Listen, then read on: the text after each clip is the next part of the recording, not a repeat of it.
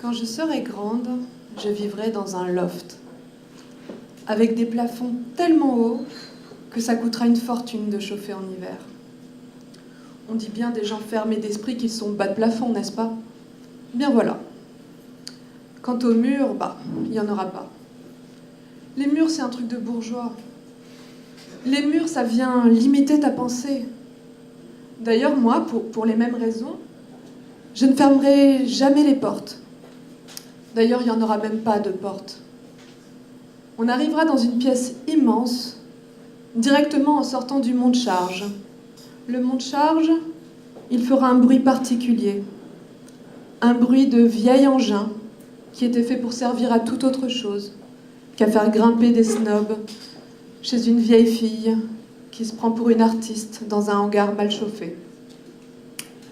Il fera comme un grincement ou un ricanement, je ne sais pas. Toujours est-il que tout le monde sera bienvenu, bien entendu. Pour les invités, je prévoirai du thé vert, plus cher que du pot. Je le servirai sur un plateau à double fond en bambou, prévu à cet effet, et verserai le précieux liquide dans des dés à coudre et une théière de dinette, comme celle qu'affectionnent les Chinois pour la cérémonie du thé. Sur le toit du bâtiment, je ferai pousser en permaculture des légumes anciens. Je pense en particulier à des cucurbitacées. C'est si décoratif. J'accueillerai mes convives vêtus d'un kimono ancien chiné au Japon chez un ami brocanteur. Parce que, bien sûr, j'aurais passé du temps au Japon pour apprendre l'art du kintsugi auprès d'un grand maître. Vous savez, ça va au-delà de réparer des pots cassés, cette affaire-là. C'est spirituel.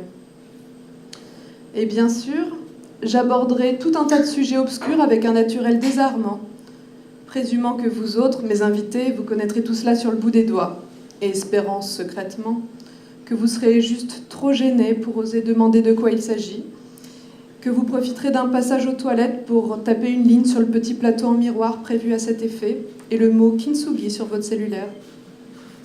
Notez que je prévois tout de même des murs et une porte pour les toilettes. Quoique j'ai fréquenté quelqu'un, un artiste, quelqu'un de très brillant, qui avait un bol de toilette dans sa cuisine, isolé de la table à déjeuner par un petit paravent métallique, du genre de celui qu'on place devant un foyer, histoire de ne pas recevoir des braises dans la face. Sur son balcon, il y avait également une pissotière militaire en métal datant de la Première Guerre mondiale. Il allait y pisser après l'amour, son regard embrumé surplombant la cour de cet inénarrable immeuble de la rue des Lombards. J'ai moi-même pissé dedans, dans la position du héron cendré. Et je me suis sentie très spéciale. Mais moi, c'est un loft que j'aurai. Tout le monde n'a pas la chance d'hériter d'un appartement du XVIIe siècle au cœur du cœur de Paris.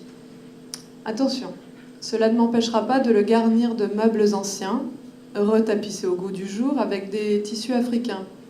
D'où en Afrique? Je ne sais pas. De là où ils font ces beaux motifs, vous savez, très graphiques et colorés. Enfin bref. Il y aura des livres sur tout un mur. J'ai déjà dit que les murs, il n'y en aura presque pas. Et que par conséquent, ce qu'il y aurait serait sûrement immense et ou criblé de fenêtres. Les fenêtres, c'est le contraire des portes. On aime ça, les fenêtres. Revenons à notre bibliothèque. C'est très simple, elle contiendra tous les livres qu'il faudra avoir lus. Dans des domaines variés, mais avec une forte proportion de livres d'art, pour que les gens sachent tout de suite à qui ils ont affaire, à quelqu'un de très sensible et surtout de profond. Yeah.